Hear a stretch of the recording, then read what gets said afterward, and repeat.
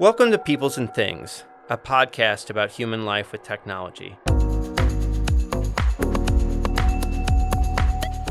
I'm your host, Lee Vinsel, an associate professor of science, technology, and society at Virginia Tech. You can reach me with comments and suggestions at leevinsel@gmail.com or on Twitter at sts_news. I would love to hear from you.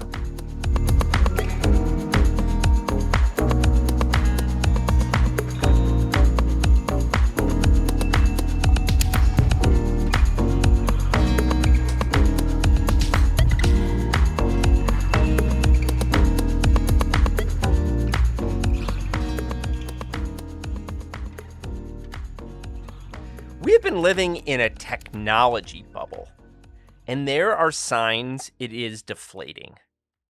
NFTs are way down. IPOs are having problems. There are layoffs at startups. Funding is tightening. Netflix and Facebook, or Meta, as in Meta Stupid, those two companies alone are down well over $200 billion just this year. All of these once overhyped apps like Uber and Grubhub are going nowhere. The chances of them ever being sustainably profitable are slim. Spotify is $3 billion in the hole with little hope of that ever really changing. But really, has there been any technology in the past decade hyped as much as AI? And I always put it in quotation marks just to flag that we don't know what it means and that it's mostly just talk. Well, or a lot of it has been. Do you remember that book, The Second Machine Age by McAfee and Brynjolfsson, and their prediction that AI was going to change so fast it would lead to troubling job loss and unemployment? The consultancy McKinsey said the same thing, and so did the World Economic Forum. By 2018, AI hype was off the chain. It was everywhere. Remember self-driving cars and how they were right around the corner? That was going to be AI too. At my last job, I was lucky to become friends with Samantha Kleinberg, a professor of computer science at Stevens Institute of Technology and an all-around badass. She's like the Nicki Minaj of CS. Funding bodies like the National Science Foundation and National Institutes of Health drop millions of dollars on her from helicopters because her work is so eminently practical and fundable. She can swim in her academic research account like Scrooge McDuck. Kleinberg sits at the interesting intersection of computer science, statistics, and the philosophy of causality.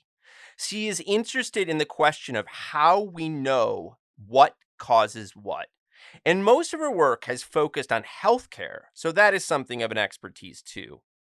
No one has taught me more about the gritty reality of contemporary AI systems than Samantha Kleinberg, and what she has to say is often gloomy.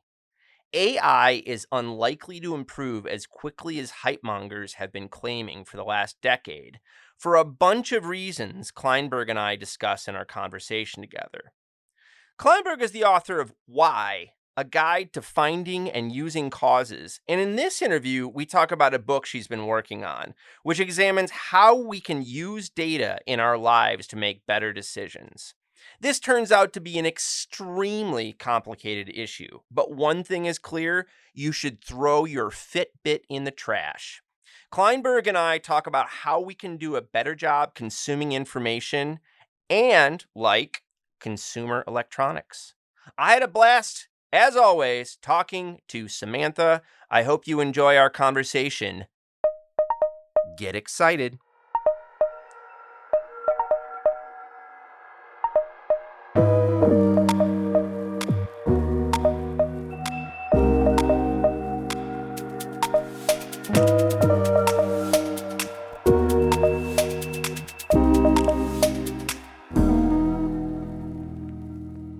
Samantha, thanks so much for taking the time to talk to me today.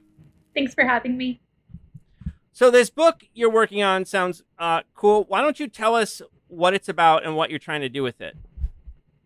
Yeah, so I'm a computer scientist. I'm a weird computer scientist who is trained as a computer scientist, but never did computer science by itself. I've always combined it with biology and health in some way.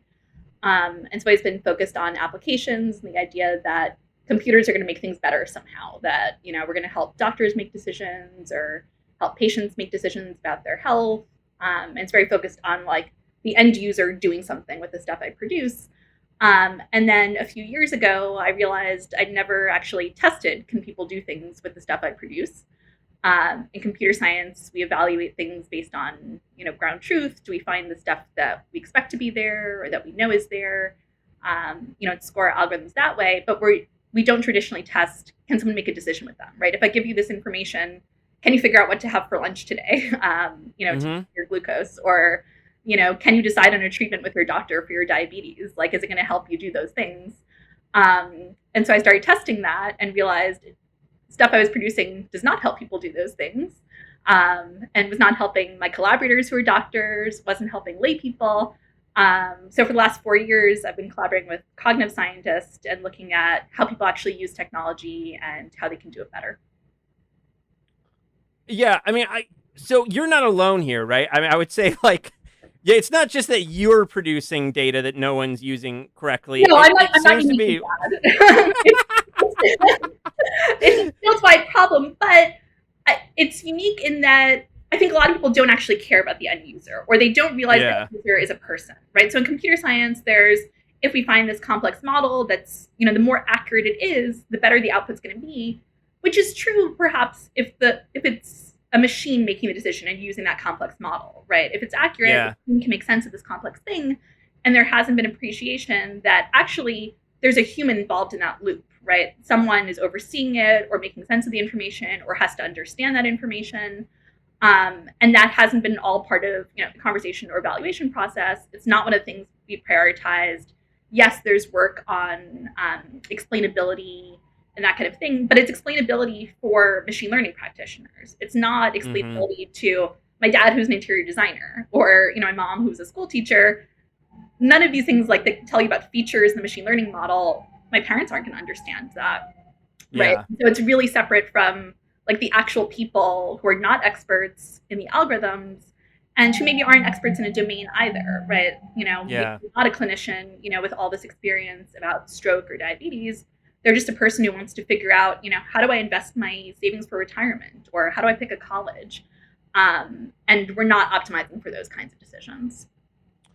Yeah, and something else you talk about in some of your work and in conversations that you have is that like a lot of people who work in these fields in CS and stuff, they like to use data that's like super clean and has actually like almost nothing to do with the real world, right? So it's not even like they're not concerning users. It's also like they're not necessarily using like real world data in their projects. Do I have that right? I mean, like the top person in in the field of causality, right, is Judea Pearl, who doesn't do anything with data. He's done lots of great foundational work in theory, but has never, actually tested it on whether the data is realistic or not, hasn't applied it to actual data. And I think your understanding of what's important or, what the problem is totally different, if you actually see what the data is, or, if you walk into the ICU and see, what my collaborator sees in the ICU, and you see that he's interrupted every 2 minutes with someone giving him x-rays or something, and he has to make a decision under time pressure. You see patients there and families there, and you have an appreciation of what the constraints are and what the problem is. And it's not like someone is looking at your model and has like 2 hours in a really relaxing room to make sense of it and like really get into the details, right? They need the information to be easy. And we haven't thought about like this trade-off between maybe we should give up some accuracy to make it optimized for a fast decision or something like that, right? Yeah.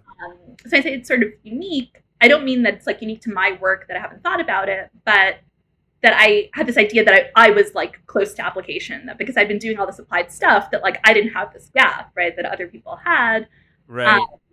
Which was sort of a rude awakening. And also because I'd worked on causality, right? And you see all the failures of prediction that doesn't involve causal relationships.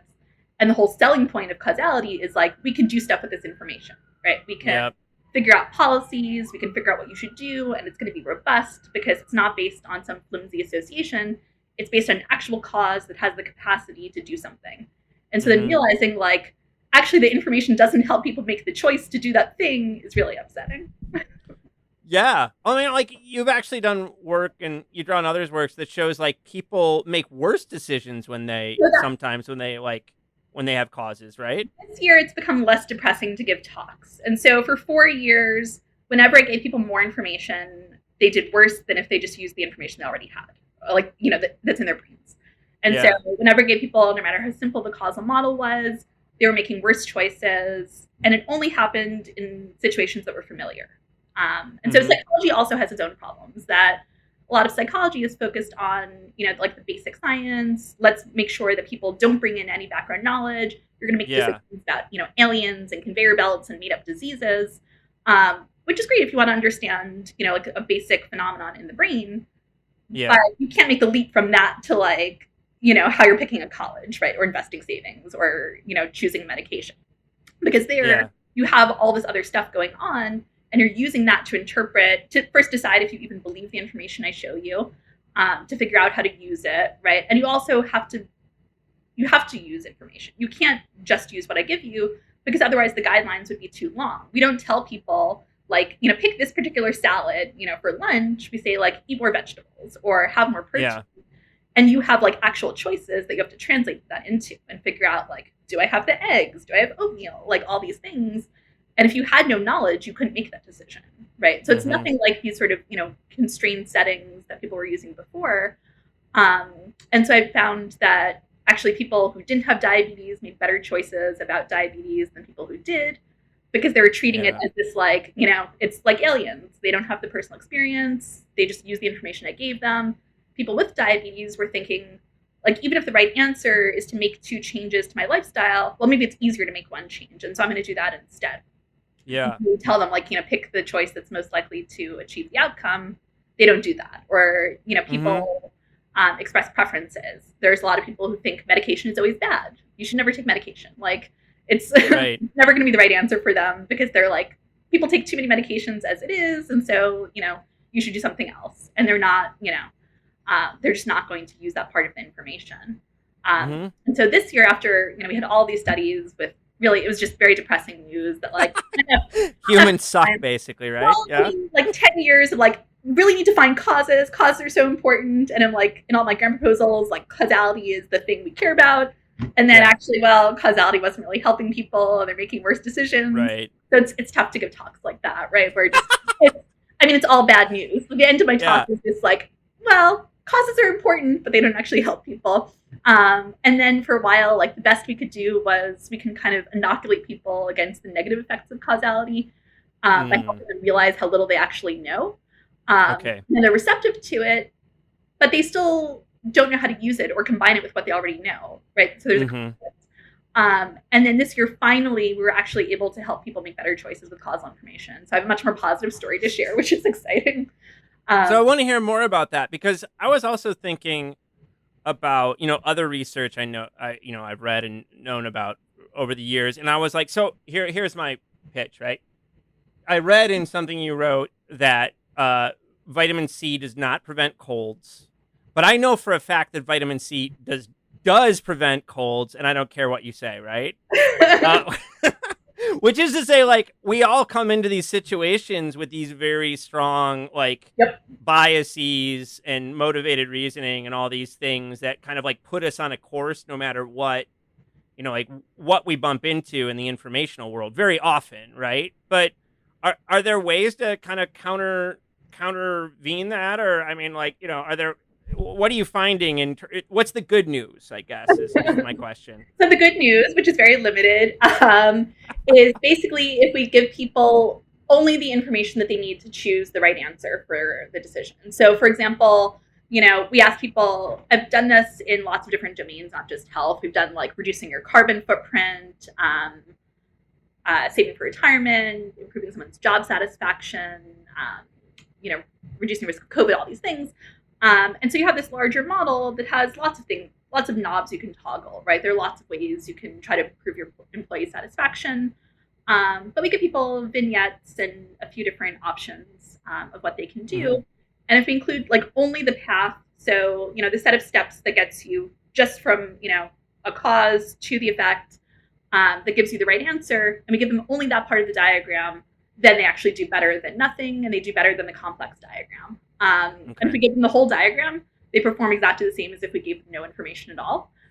Yeah. Um, Because their mind's like freaking out at all the information.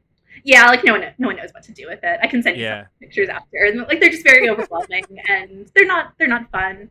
Yeah. What was interesting was after we did that, so we did a few different iterations, and we tested what if we just highlight the part that's right, and actually people are able to ignore the incorrect or the information that's not useful, um, Yeah. but like the effect is a little bit lower. If we add in just a little bit of information, just one more causal relationship or two more, that it becomes as bad as if we give them the whole diagram. Wow. And what was surprising to me was I sort of made it hard for us. I included extra information that like directly contradicted answer choices. So in the graph, it would be like reduce alcohol, and one of your options is like have a glass of wine after work. And still, like it got worse. And so any information beyond what like people need blinders, that Yeah. just points to the right answer, nothing distracting, totally focused. Um, and then we did a version. So some people think that like maybe I want all the information or like I can handle the truth, right? And so Yeah. Yeah. you could imagine like there have been papers like this. There's one that's about like explanation fiends and foes or mavens. Mm-hmm. And some people want all the information, some people don't. But that's a different question than does the information actually help them, right? It might be Yeah. satisfying to you and you feel informed and you feel good about yourself that like you've read, through all the data before making a decision. So we did another version that we haven't published yet where we gave people the choice instead of randomizing them. Yeah. And the results looked exactly the same as if we'd randomized them. And so people have Nice. no idea how much information they actually want. And so the people, and they made different Oh. choices based on topic. And people were distinguishing like, no, for climate, for carbon footprint, I want this much information. For voting, Mm-hmm. I want this much. Or, for donating to charity, I'll take, the complex diagram. And so they're not just saying like, I need all of it or none. But Interesting. it's like it didn't matter at all. We could have just randomized them. Um, People are not good at figuring out, what they actually need or what would be useful for each choice, even though they're actually actively making different choices for the different topics. Um, Yeah. but I think it goes back to we're really bad judges of what we actually know, Mm-hmm. and that's we've seen that. And need apparently, right? Yeah, exactly. No, it's people can't handle the truth. They think they want it. They have no idea what You you. can't handle the truth. I Yeah. mean, the recent paper title was called "It's Complicated." So, you have a degree in computer science. You work in a department of computer science, but I also think of you as a kind of philosopher of causality. I feel like you've hung out in those circles. So, how'd you end up working in this kind of bizarre space that's, somewhat computer science, also kind of philosophy, and we can get into your applications, which often have to do with health. But yeah, how'd you end up in there? I think I've always been a misfit in whatever area I've been in. And so even when I was in computer science or as an undergrad, I did computer science and physics. I was in a bioinformatics lab. And so it was never like just, computer science at any time. It was computer science and bioinformatics or computer science and biomedical informatics and looking at human health. There was always something else that was motivating it. Mm-hmm. I feel like computers by themselves are quite boring. And it's the things that computers let you do and the applications that are motivating for me. We can also have a conversation about applications, which is another project that I'm working on, and the sort of theory application divide across many fields. Yeah. But yeah, so it's always been a combination. And I think at my core, I'm very interdisciplinary. I'm not, interested in just one area. I think for causality, I initially started reading, Hume. I went back to Aristotle. And so I'd start off from a biology angle, actually. All the papers describe causes, and no one described what they actually meant by a causal relationship in the biology papers. They just causality. And I was like, well, what do you actually mean by that? Right. I felt like I didn't really understand causality, and philosophers seem to have thought about it for a long time. And so I started reading philosophy papers and going to this interdisciplinary philosophy and science conference. I've been going to that for since I think 2008 or something like that. Maybe 2006. But yeah, so reading all the philosophy and then just sort of fanning out from looking at all the other different fields that are looking at causality, right? And reading about, legal reasoning and how do juries come to decisions about causality. I was reading psychology papers at the time. I didn't see it as part of my work, but I was interested in all the different angles and ways people use to get at causality in the different fields. And I thought it was helpful, and I could take inspiration from philosophy and all these different areas to figure out what I could do in computer science. Nice. So I don't really have like an academic home. I go to conferences in biomedical informatics and philosophy, and cognitive science conferences. And so, I'm in lots of different areas. Mm-hmm. Yeah, I just wondered where your focus on like causes came from. And it sounds like you're saying you're reading these bio papers and you're like, what does this even mean, right? Yeah, well, what does it mean? Do you know what you mean? Like, do you know what you mean? Yeah, because I didn't think people actually did. And you see it a lot in the language that in the intro or abstract in the title, there's causality. In the conclusion, there's causality. In between, it's all association and correlation. And so there's this idea that like people think this is an important thing, or else the word wouldn't be there, right? And so there's some value to claiming it's causal, but no one's actually describing what it is that makes them think that they've identified a causal relationship. And I found that super unsatisfying. Mm-hmm. So in the book you're working on, I mean, it seems that there's two sides of the problem. On the one side, we've got technology and information. And then on the other side, we've got human beings, and, we're all messed up in all kinds of ways. But let's start with the technology first. So where do you think kind of like, in the book that you're writing, you're kind of introducing AI and where it's at, but also its limit. So like, where do you think the strengths of this stuff is? And also what are some of the limits that, people might not realize? Oh boy, how much time do we have? I mean, it's hard. I think it's actually hard to separate the human technology thing, because a lot of the limits are expectations, right? And so, for example, like if you look at Watson, right? And so, Watson was a complete failure in what they Hold on, you got to tell people what Watson is. And I'm so glad we're going to talk about Watson. I love Watson. You love it? Failure. A failure that it is. Yeah. Yeah. So like Watson is my new Google flu. But like Google flu is also a famous failure, that Google was predicting cases of the flu. They were doing it really successfully and doing better than the CDC. And then all of a sudden it just completely failed because they were using search keywords, and there's no actual relationship between you searching for the flu and having the flu. Mm-hmm. And the system isn't able to predict the failure. It just fails all of a sudden. You get lots of bad press and you can't predict it. Uh-huh. Watson, the goal was, IBM had this Project Watson for playing Jeopardy that was, reading lots of articles, creating databases, gathering all this knowledge, right, to answer questions.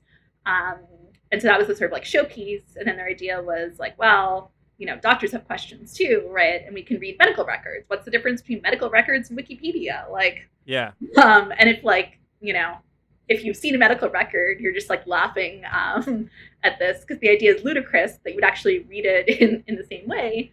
It resembles English in no way whatsoever. There's lots of abbreviations. There's like people copying and pasting from one record into another. It's a complete like mess. And just figuring out like, there are tons of people working on just parsing the text of medical records and trying to make some sense of them, like identifying the time series. And so Watson assumes that you have text that's factual, and you just have to find stuff in the text, organize relationships between things, and that's an achievable task, right? You can sort of extrapolate from, tests on Wall Street Journal corpus and things like that to this text, because they're all like structured English language. Whereas medical records are like, family history. We have a hypothesis that this is what's happening with the patient. Oh, maybe that's not what's happening with the patient. Like, there's all this complexity, and it wasn't made to figure out like what's true and what's not true, which is what you actually need in the medical text. And then figuring out like the sequence of times, right? And so the problem there was they'd sold it as like, we're going to get new insights from the data, using this. They were never actually able to get the data into any system. And so they had doctors creating simulated patients that they used to train their system, which, like, the reason I say you need to understand humans to think about whether it's a failure or not. It's a failure based on what they sold it as, right? There was absolutely Yeah. nothing to be gained from it. People spent tens of millions of dollars.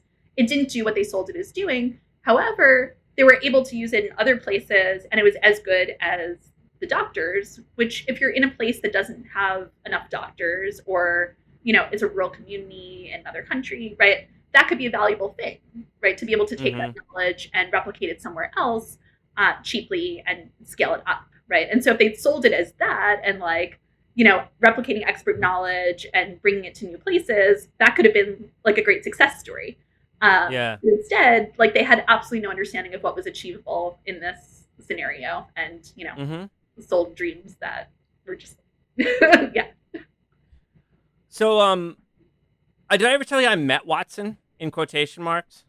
What does it mean to meet Watson? Yeah, well, so I got taken into the IBM's New York City Watson office, and I basically got taken to the floor that was like a PR marketing thing to like. And I'm like, you're kidnapped. It was a very weird event. And it was like the whole floor was basically built to seduce CEOs from companies to buy their services.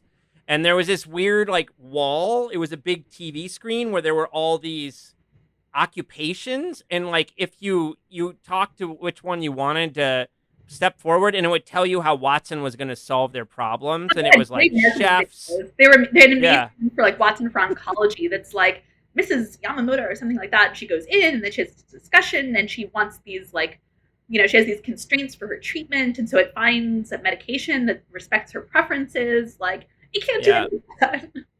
Right. And then the event that after we all got to, meet Watson, the event was like transhumanists and like AI hype mongers, like talking about like how in the future we're not even going to know the difference between computers and humans and all this kind of stuff. And so it was like perfect kind of like test. Yeah, exactly. Yeah, it was awful. Did you get to ask Watson questions, or it was just like marketing videos?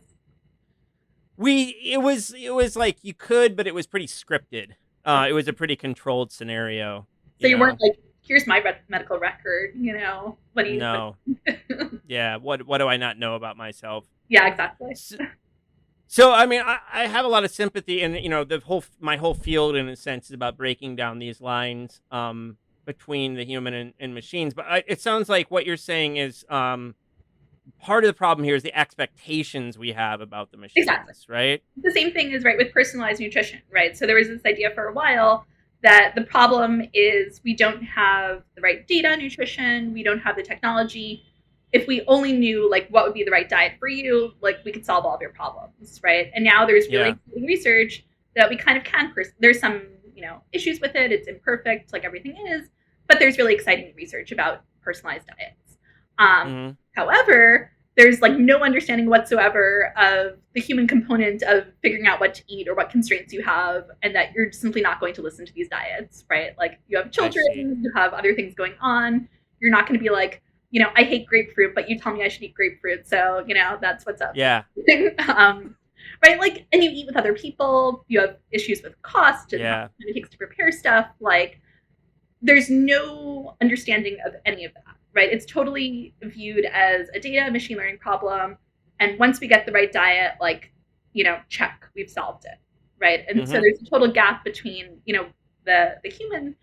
And why I say like you have to understand the human to understand the failure is no one's examining what do people actually want? What information do you want about diet? Like, what do you want to be told? How would you integrate that in the day? It's very much like one way from we figure out, the nutritional guidance, we give it to people, they'll use it, they'll make better choices, and not like, what do people actually want from technology? Can we deliver that? And like, let's iterate on what would be acceptable to people or useful to people and what we can actually achieve. I mean, at some points when I read you, it's even more depressing because, like, we don't know what we want or need either, right? I mean, we've already kind of touched on that. And so, like, you had, like, this nice part of the text where you're talking about, like, 3 key problems. And it's like, we have trouble combining, if I understood them right, it's like we have trouble combining new information with old knowledge. Yep. we have trouble translating information into action. So you can give me a bunch of stuff. I don't know what to do with it, right? Yeah. I mean, like you And get then we, exercise guidance, right? Like no one really knows, how to translate that or what, like, should you exercise in the morning, in the evening? Is swimming better than running? Like physics. yeah, right. And so, like, what I mean, do you feel like is part of what you're saying? And this, you could have imperial ambitions here. I hope you do. So, like, part of what you could be saying is that we need like a whole new kind of user design focused portion of this kind of AI research or something like that. And what I mean by that is like we really need to focus on like how this stuff is used in the real world. Is that fair? Is that part of what you're up to? I briefly thought you were going to say design thinking, and I got a little bit concerned about where this was No, going. no, no. I didn't do it to you. No. um, yeah, no, I've been advocating for, instead of explainable AI, usable AI, and thinking about what does usable actually Okay. mean, who are the users, how are they using it, what does it mean to evaluate, right, usability Yeah. of AI. I'm developing with one of my students metrics for causal inference that'll be based on usability, and you might find that some models that are the most accurate are not the best if you're concerned about I usability. see. And usability is going to be different. It's not just like, can a person use this, understand how it functions, which is traditionally what usability is. Like, can you do it to do a computing task in a lab? It's like, can you use it in your actual environment to make the decision that you actually want to make? So can a doctor use it in the, resource constrained setting that they have? Can a person with diabetes actually use it in the real world to make choices about how to dose their insulin or, what to eat and those kinds of things? Yeah. So one of the chapters you're writing on is called "Machines Are Not Taking Over," which Yeah. heartened me a great deal. What do you mean by that? I mean, so if you look at like the hand wringing over AI, right? Most of it's about driverless cars, and they're Yeah. going to replace all the truck drivers, and it's going to be a huge problem. Everyone's going to be out of business. Or the radiologists. That's the other favorite. 2021 is a great year because it's 5 years since Jeff Hinton said, luckily on video, quite arrogantly, that right in 5 years we're not going to need any more radiologists. You should stop training them, and like even if we need some, like there are enough that exist now. We don't need any more. And then there are tons of failures, right, of AI or deep learning and radiology, for lots of reasons. But like none of those things are coming to pass, and I think people have a lot of fears and anxiety without understanding how stupid a lot of methods are, and how little they can do. And so, people working on like robots and things like that. There is one that it can navigate in really interesting ways. It can't open a door. Like, it can navigate the room. It doesn't have a hand. It can't like get out of it, right? And so, like, I think that because of the way people communicate science and do those things, we focus on right the hype and the possibility, and not like the major limitations of these things, right? And so I think there's very little understanding, and people see like the possibility and hope and kind of expand on that, right? With their ideas of like, their feelings about what could be or should be, and not a lot of ideas about like how badly these things work and how easy it is to break them. So sorry, someday what the original question was. I feel like there were no, that was perfect. Someday you and I will write a beautiful essay about Ray Kurzweil. About his vision of the technological singularity, which is when AI becomes super intelligent, more intelligent than us, and then maybe we'll like upload our break consciousnesses into space or something. Who knows? But part of that, like the People magazine, like stars, they're just like us, and like there are people, celebrities wearing clothing that regular people are wearing. I think of it as like computers; they're dumb just like us. Like, we're really bad at making choices. Computers are not that much better. In a lot of cases, they're trained on our bad choices, right? And they're just replicating them. And there's not like some sort of fancy magic that's going to make suddenly like things that are not computable. So one of the really interesting papers I read in the last few years was about predicting romantic desire and using machine learning for that. it can't be done. Like, it's just not a thing that you can compute. And so, like, just because people don't know what they want, in a partner can't figure out like who they're going to be attracted to, a computer is not going to automatically be better at that. Whereas people have the idea that like, oh, well, I can't do it, so maybe a computer should. The computer might be just as bad as you. Or like, people do crazy things with GPS and follow it, blindly into lakes and different things. Just because you have no sense of direction doesn't mean you should outsource that, right, to a computer. I have no sense of direction, so, I'm very empathetic about that. But well, and part of like Kurzweil, just to talk about Kurzweil for one more second, I mean, part of his vision is that it was based on, the idea of Moore's law, this moment when raw computer power was changing exponentially, right? I mean, depending on how to define it, it was like every 18 months it was doubling or something like that. And, people went from that truth, which is, why we have cell phones the size it is, to like, like computing in general, including AI and software, are also doing this, right?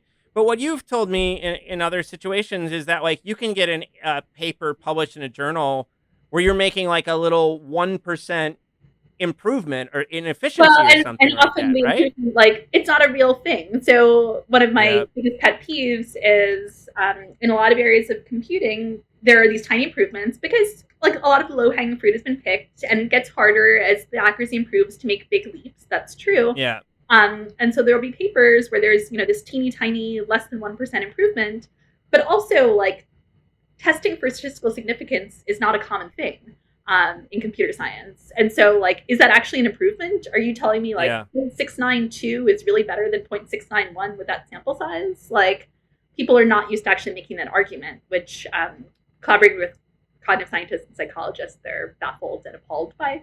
That like there's no, there's no test for this. No one's worried about like multiple hypothesis testing or any of that.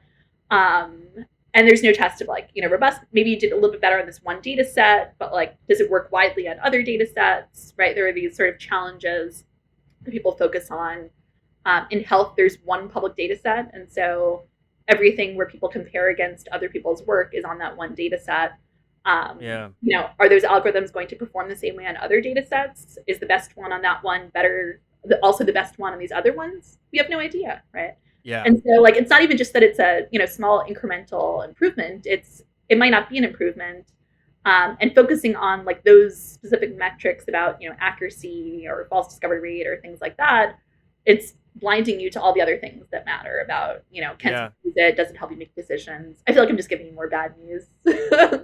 Well, I want to make it even worse, actually, because I think that what you've told me before is that, so let's talk about medical records and trying to make inferences from that, right? Or data we're collecting in hospitals from sensors on someone's body. Yeah. I think you've told me before that in some cases, the data is so messy and there's just so much of it being generated that on one project you worked on, maybe it was just like people just stopped like capturing it, right? Not even in some places they didn't start, right? So I've been working with someone in neuro ICU at Columbia since 2010. And then I had a collaborator there who was in pediatric intensive care. He just moved to McGill in Canada last year.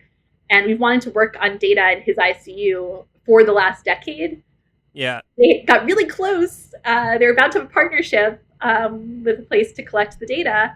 And it never happened. That data, either you see it, a nurse writes something down, or, that's it. It's just gone forever. Yeah. And it's not stored because no one has shown that it's worth the cost and time and effort of doing that. But of course, with the big problem, you can't show that it's useful unless you actually have the data.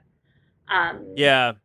Well, I guess what I'm wondering is like, if you think about medical records or, other cases where the data is just so messy, it doesn't seem to me like there's a lot of hope that that's going to improve anytime soon. Like the messiness of these records.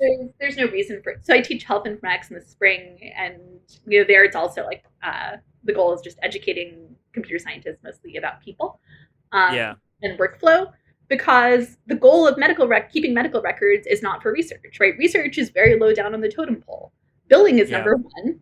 I think like I would put billing above medical care and improving care. Yeah, sad but true, right? What hospitals prioritize, right? Billing Yeah. is, top dog.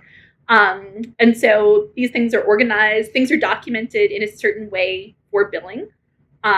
What gets documented is for billing. The way doctors document things is for billing. And so I talked to one person who said, I can't write that the patient had pneumonia because I wanted a radiology consult. And if I say they had the pneumonia, why do I need the radiology consult? Yeah. Right. And so it doesn't even record what the doctor was thinking at that time. At the time they wrote the note, they believed the patient had pneumonia. That doesn't exist in the record. Right. Yeah. And so it's written in a way that things can get paid for. Right.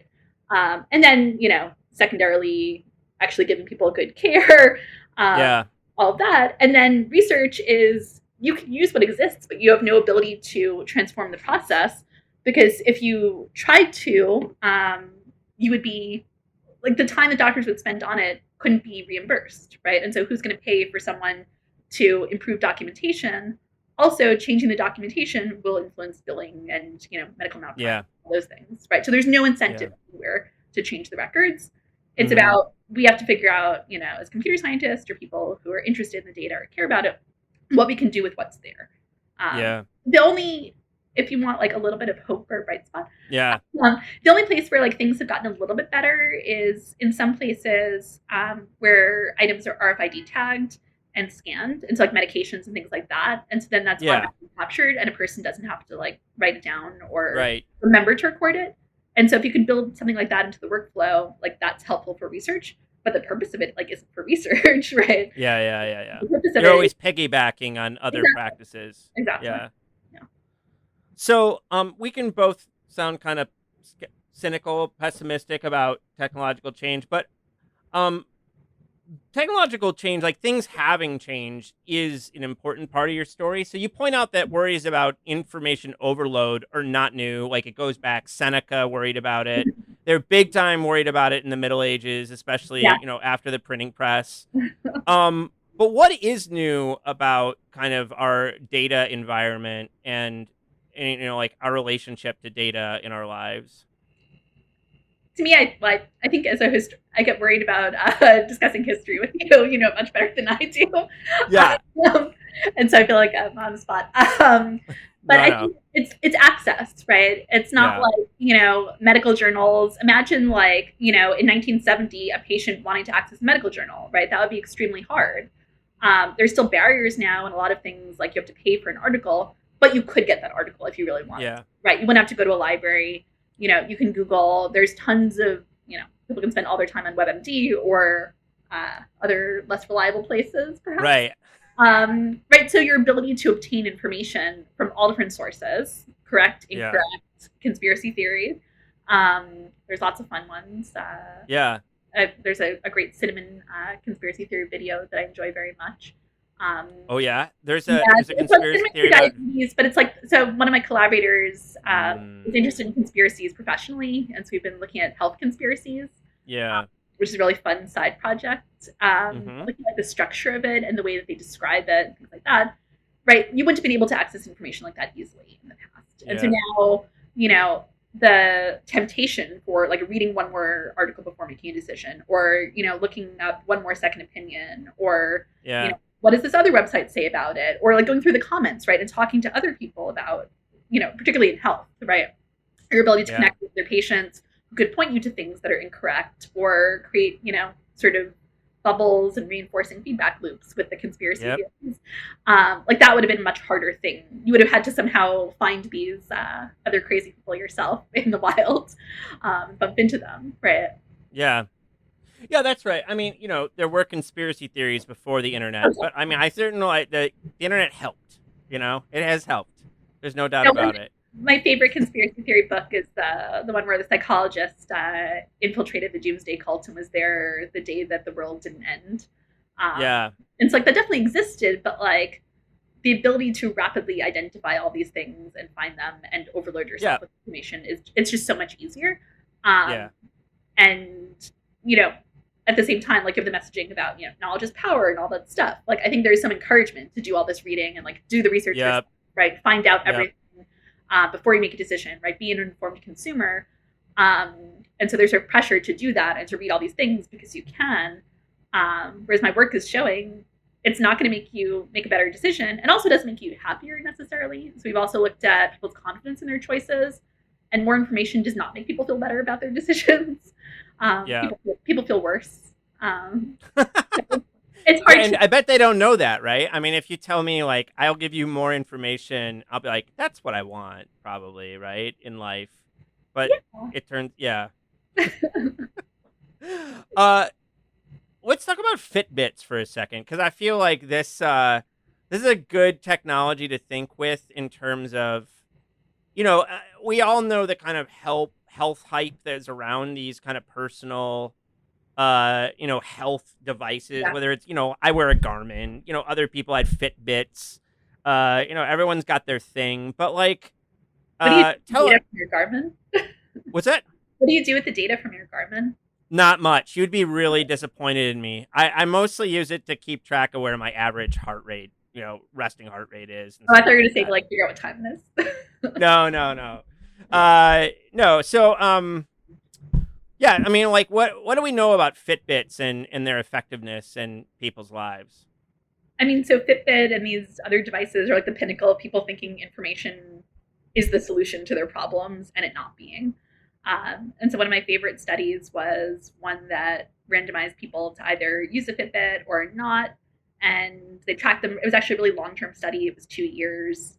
Whereas the problem with a lot of medical studies or things about technology are the studies are really short term. And so there's this initial like novelty effect, right? You know that when you first get a device, you get an Apple Watch or something like that. It's Yeah. really cool. You play with it all the time. And you're super excited, right? Yeah. And then you don't feel the same way about it after 6 months or a year, right? And it goes Totally. Totally. and so a lot of the prior work looked at people short term where they might be using it a lot, but they didn't capture like when the novelty wears off. Um, and so that study was over a couple of years, and people who used the Fitbit didn't do as well as people who did not. And so having this Yeah. thing track all of your steps, people lost less weight. It was a weight loss study. Yeah. People's goal was to lose weight. And so people were less likely to achieve their goal using that device than if they hadn't. Yeah. Because again, people think it's an information or a data problem. They don't think that, like, so from one perspective, the data is faulty. People don't really think about how bad some of the data is. Yeah. The classic was people in San Francisco found that their Fitbits were saying they were climbing all these stairs. It was the hills in San Francisco. Yeah. All these things happen. You realize like it's counting your steps while you're cooking. It's really bad at calculating how many calories you burned for lots of boring scientific reasons. But the data is not as accurate as you would need it to be to make decisions about like what should your calorie intake be. And so, people are looking at it and thinking, okay, I burned this many calories, and so that means that I should consume this many calories. But it's really not that accurate at giving you that. And also, people are more likely, when you see that number, to overcompensate. And so it's the same, like, I've trained for a marathon, and you think, like, I ran 20 miles. Like, I should be able to have a milkshake and fries, and, like, the world is my yeah. Don't think through that, like, I just ran 20 miles, so now I'm going to spend the rest of the day on the couch because I'm exhausted. Yeah. Whereas normally you'd be moving around and walking and doing other stuff. And so, in fact, I'm less active the rest of the weekend than I would be if I wasn't training for the marathon. Yeah. And that you burn a depressingly small number of calories running 20 miles, especially as you get fitter. It's really sad. It's like a very small mistake. And so do you think this explains the paradox? So it seems paradoxical that you'd use a device like this and actually gain weight. And I think you had at least another example like this too, where people on programs, they end up losing weight or gaining weight. But do you think it's just that they're leaning on it and it's not accurate enough? So they're making bad choices because of the technology? It's both. It's one, it's not accurate enough, but also that people overcompensate. And it's not like you're making one decision and say, even if you use it and like you walk more each day, right? You increase your activity. People don't realize they get hungrier. They're also going to increase what they consume. And so they're thinking of like one decision in isolation about the activity and not all the other stuff, or that like they're tired. And so they're going to be less active with other things. They're not going to get in all this like, other sort of daily activity that they would be getting. Yeah. So we've talked about the new field you're going to create, your new empire that I'm very much voting for. I hope the NSF funds it.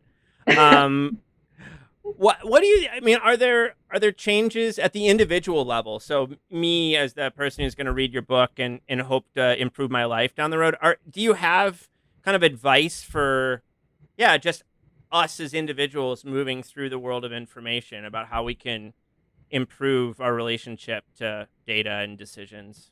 Yeah. I mean, for me, number one is realizing that more isn't better. Hmm. And really focusing specifically on what information do you actually need to make that decision. It's hard for people to do that, right? Versus Yeah, like, searching everything out and then figuring out like you're going to sift through it and find the right answer. yeah, But actually thinking like, if you're choosing a school or something like that, what is the thing you need to know? And then, laser focus on that. And then in terms of technology, which again, I think it's really hard if you're a layperson who's not developing the technologies, right? If I gave my yeah, mom a Fitbit, she wouldn't be able to think through like what are the ways this might be inaccurate, where is it going to go wrong, like yeah, and so that's not a thing that I think we can expect people to do better themselves. We need yeah, technology to communicate that, right? Communicate limitations or how to use yeah. it. And the problem there is that the market, I mean, we know the kind of There's hype no that was incentive around to like Fitbits, for right? I mean, like, yeah, it's in the firm's interest is to um BS us at least, right? I'm not saying like outright lie, but right? There I mean, more than I think like 2 dozen last time I counted of these companies where you can send in stool samples or blood or things like that, and they tell you about the diet. Um, lots of people are paying for yeah, this, but like really thinking through what information is it going to give you and how are you going to integrate that into your life, right? If it tells you to completely change your diet, is that something you're willing to do, yeah, able to do? How do you envision using this? And is it giving you the information that you would need, right? In the way that, right. Yeah. I mean, this might keep getting too broad and philosophical, but I feel like I was talking to my wife about this the other day, is that I feel like so many of us, and I'm including myself here, are in bad information environments about all kinds of things, right? Whether it's how to eat or how to what medicine to take or what supplements we should be taking. And our social networks do nothing for us on this score because like we also live in groups of like-minded people who yeah. are also hoovering up vitamin D or whatever it is, right? And so it becomes really hard to like even like to know when we're full of it, I guess. You know what I mean? And so it just like there's like a very basic media, not even like it's like information literacy of like if I'm worried about being pre-diabetic or something like that, what should I do? Who should I go to? How do I even figure out like what BS is in my noggin? I don't know. It's enough to like send one into a spiral of despair sometimes. Like figuring out the BS, actually there are solutions, and it's not that part isn't necessarily the hard part. Mm-hmm. And so one of the cool simple ones we used was developed by a psychologist a while ago, where they were asking people about like how does a toilet work. So people you rate your understanding. You're like I know all about toilets, right? I've got this. I've used a toilet. Yeah. Um, and then you have to write out all the steps of flushing a toilet, and people realize they know nothing about toilets. Like Yeah. handle there's water involved. Who knows? Yeah. Toilet magic happens. And they rate themselves again, and the ratings drop a lot. Uh-huh. And so we do that. We've done that with diabetes and Mm. financial decisions and things like that. And doing that process, but it's only what's interesting is it's only when they have to make a causal story. And so if you're just listing all the stuff like what are the features of diabetes, or list Yeah. characteristic or of a person with diabetes, it doesn't happen that people drop their rating because you're not forced to connect those dots. And so when you're making the causal story, you actually have to link all these things together, and you realize there's all these holes in your story. Yeah. And so like if you wanted to assess your understanding of a topic, like that's actually a good way to do it, and you don't need someone else to create a device for you. We've done Yeah. the same, like giving people quizzes about diabetes, and you see the same sort of effect. But so there, like you can reveal to yourself how much you know about a topic by trying to. And it's always almost nothing. Unless you're an expert, it's always almost nothing, right? Yeah. People start off. I mean, people don't always reduce as much as they should. So it doesn't mean that you're going to like come up with an accurate, reflection necessarily. Especially, we found that in people with diabetes, where you have to become sort of an expert in your condition. Yeah. So your endocrinologist once or twice a year, it's all on you in between those visits. So you feel like you have a lot of experience making decisions, and people conflate experience and expertise.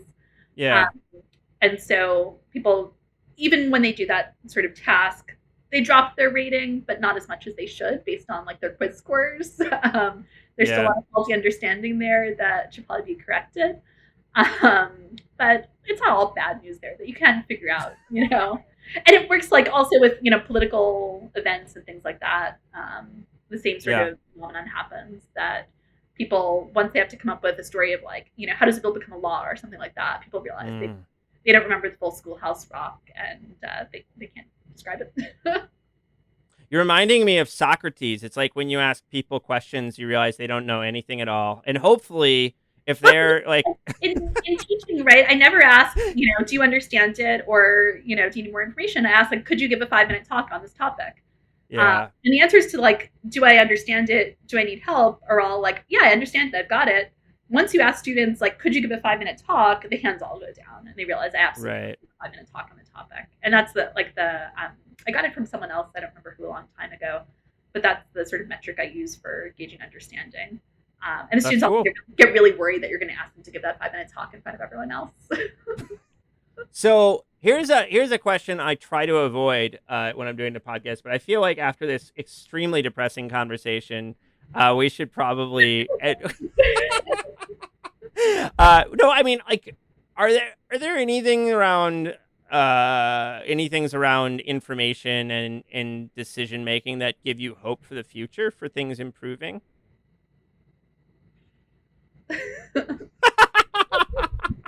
Yes, I mean, you know, I'm an optimistic person. Yeah, I actually do feel there's a lot of change in computer science. yeah. Um, I mean, as a person in a computer science department who doesn't always feel like a computer scientist, Mm-hmm. we don't have anyone in HCI in my department. HCI is human computer interaction, like the word computer Right. in there. And 5 years ago, I had to argue why HCI was computer science, Mm-hmm. and why like that should have a home in our department. And there was no Mm-hmm. understanding that like that actually is computing, and understanding people is part of computing, useful to computing, a thing that we should care about and have. It was like, you know, this is like mushy kind of thing. People, why would you care about that? Yeah. And now I think people do understand, like, you know, that even if they don't necessarily care themselves, that like the right answer is to care about these things.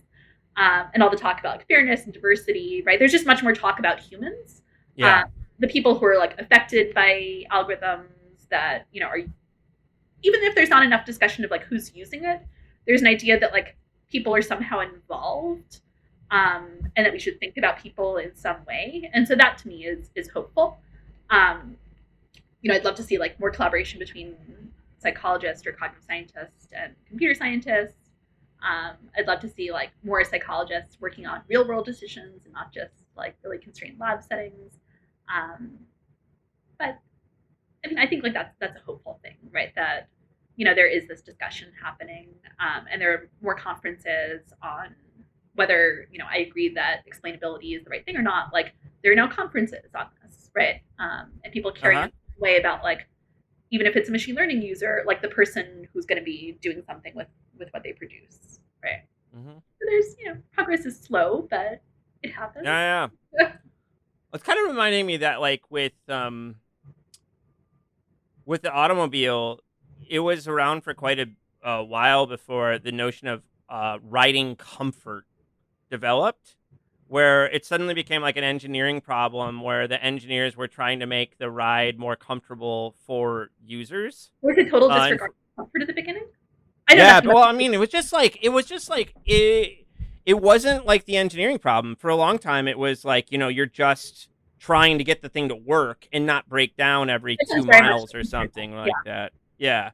yeah. And I all of think a sudden, like later, it's like yeah. you have to focus much more on design and packaging and making it nice for people and all these kind of things. So you can imagine it kind of being, you know, a technological maturity problem too. You know, I mean, like this, you know, this cell phone I'm holding up and the apps, you know, this is less than, in some ways, it's, you know, it's less than 20 years old that we've been using these things in our lives. So you can imagine some maturation process, but I don't know.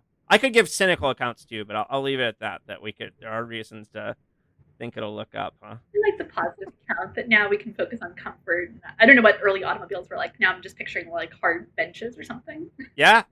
Open, and like there were no tops on them, right? So you got mosquitoes in your teeth and had to wear visors. Yeah. Well, that feels like a lot of computer science, is like the mosquitoes in the teeth, wearing a visor.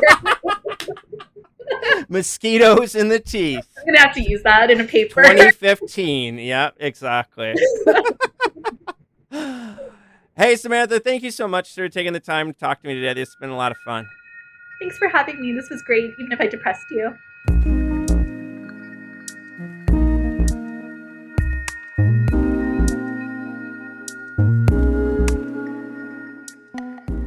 I hope you enjoyed this episode of our podcast. Peoples and things, like most things in this world, depends on the work of many people. I want to thank my brother Jake Vinsel for writing the music for the show. I want to thank my buddy Juliana Castro for designing the logos for the podcast. You can check out her work at julianacastro.co. Peoples and Things is a production of Virginia Tech Publishing and the University Libraries at Virginia Tech. Production activities are supported by the Athenaeum, a space in the library that acts as a hub for digital humanities teaching, learning, and creation. Joe Fort is the Athenaeum coordinator and digital humanities specialist at VT Libraries, and he serves as producer and sound engineer for the podcast. For information about other podcasts from Virginia Tech Publishing, visit publishing.vt.edu. I also want to thank you for listening. Thanks.